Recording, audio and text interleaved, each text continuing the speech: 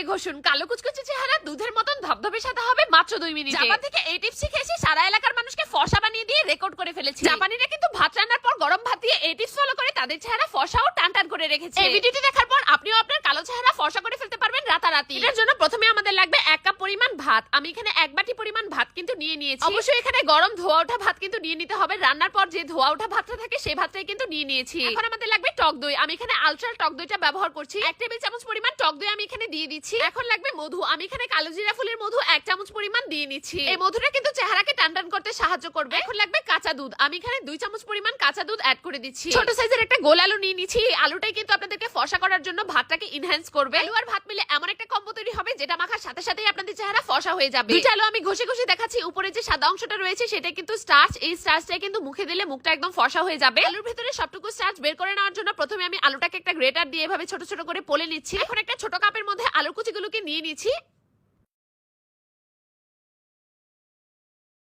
আমি এখানে হাত দিয়ে চিপে চিপে সবটুকু রস বের করে নিয়েছি। এখন ভাতের যে মিশ্রণটা রয়েছিল তার উপরে আলুর রসটাকে চেপে চেপে দিয়ে দিচ্ছি। সরাসরি আলু কিন্তু এখানে ব্যবহার করা যাবে না, শুধুমাত্র আলুর রসটাই কিন্তু ব্যবহার করতে হবে। এখন আমি ভাতের সাথে সবগুলো উপকরণ ভালো করে মিশিয়ে নিয়েছি, দেখতেই পাচ্ছেন। এবার একটা ব্লেন্ডার জারের মধ্যে ভাতের মিশ্রণটাকে ঢেলে দিয়ে ভালো করে একটা পেস্ট বানিয়ে নিতে হবে। ব্লেন্ডার জারে 2 একটা চাপ দেওয়ার পরে কিন্তু খুব মসৃণ একটা পেস্ট তৈরি হয়ে যাবে। ম্যাজিক্যালি ক্রিমটাকে একটা বাটির মধ্যে আমি সেপারেট করে নিচ্ছি। ক্রিমটা কিন্তু অনেকটা স্টিকি হবে, দেখতেই পাচ্ছেন। আমি নামানোর সময় আপনারা বুঝে যাবেন ক্রিমটা কতটা পরিমাণে স্টিকি হয়েছে। স্টিকি আইসক্রিমটা কিন্তু আপনাদের চেহারা পাল্টে দিবে মাত্র 2 মিনিটে। এখানে একটা পরিমাণে ভিটামিন ই ক্যাপসুল ব্যবহার করছি। আপনারা এটা যে কোনো ওষুধের দোকানে কিন্তু কিনতে পেয়ে যাবেন। এগুলো কিন্তু এরকম সফট জেলাটিন ক্যাপসুলের ভেতর থাকে। এই ওষুধটা কিন্তু এভাবে সুই দিয়ে একটু ফুটো করে ভেতর থেকে বের করে নিতে হয়, আর উপরে যে ক্যাপসুলটা ছিল সেটাকে ফেলে দিতে হবে। ভিটামিন ই কিন্তু আপনার চেহারা টান টান ভাব করে রাখতে সাহায্য করবে, চেহারাকে মসৃণ করে দিবে এবং চেহারাকে করবে ভেতর থেকে উজ্জ্বল। আর ড্রাই স্কিন হলে আপনাদের অবশ্যই আপনারা অর্গানিক এক্সট্রা ভার্জিন কোকোনাট অয়েলটা 1 চামচ পরিমাণ ব্যবহার করে নেবেন। এখানে কিন্তু চুলে লাগানোর তেলটা ব্যবহার করা যাবে না। এক্সট্রা ভার্জিন কোকোনাট অয়েলটা না থাকলে আপনারা কিন্তু অলিভ অয়েলটা ব্যবহার করতে পারবেন। এখন পুরোটা উপাদান মিশিয়ে নিলে কিন্তু দেখতে পারবেন ক্রিমটা একদম তৈরি হয়ে গিয়েছে। এখন এই ক্রিমের ব্যবহার প্রণালী আপনাদেরকে বলে দিচ্ছি। আমি কিন্তু এই ভাতের ক্রিম মেখে মেখে আগেই ফর্সা হয়ে গিয়েছি। আমার বাসায় যে মেয়েটা ছিল সেও কিন্তু ফর্সা হওয়ার জন্য অনেক বেশি আবদার করছিল, তাই তাকে কিন্তু এই জিনিসটা অ্যাপ্লাই করে আপনাদেরকে সরাসরি দেখিয়ে দিব কিভাবে সে ফর্সা হয়ে গেল রাতারাতি। আপনারা সকাল কিংবা দুপুরে যে কোনো একটা টাইমে এই ক্রিমটা মুখের মধ্যে এভাবে অ্যাপ্লাই করবেন যেভাবে মেয়েটা অ্যাপ্লাই করে নিল। 10 মিনিটের জন্য ক্রিমটা রেখে দেওয়ার পর এভাবে টিস্যু দিয়ে মুছে নিলে কিন্তু দেখতে পারবেন রেজাল্ট। এটা তুলে নেওয়ার পর কিভাবে চেহারাটা ফর্সা হয়ে গিয়েছে দেখতেই পাচ্ছেন। এটা কিন্তু আগের চেহারা ছিল, ফলাফল কিন্তু আপনাদের চোখের সামনে। এখন আমি বাকি ক্রিমটাকে একটা কৌটোর মধ্যে ভরে রেখে দিচ্ছি। আপনারা কৌটোর মধ্যে ভরে রেখে এটাকে 7 দিনের মতন ফ্রোজেন করে করে ব্যবহার করতে পারবেন। টানা 7 দিন এই ফেস প্যাকটা ব্যবহার করার পর নিজেরাই কিন্তু রেজাল্ট দেখতে পারবেন। শুধুমাত্র চেহারা ছাড়াও ছেলে এবং মেয়ে শরীরে যে কোনো জায়গায় কিন্তু এই ক্রিমটা ব্যবহার করতে পারবে। এখন থেকে আর কালো চেহারা নিয়ে কোনো সংকোচ নয়। রাতারাতি জাপানিজদের ভাইরাল ক্রিম ব্যবহার করে আপনিও ফর্সা হয়ে যেতে পারবেন ঠিক আমার মতো। কে কোথা থেকে আমার ভিডিওটি দেখছেন জানাতে কিন্তু ভুলবেন না। শিউলি আক্তার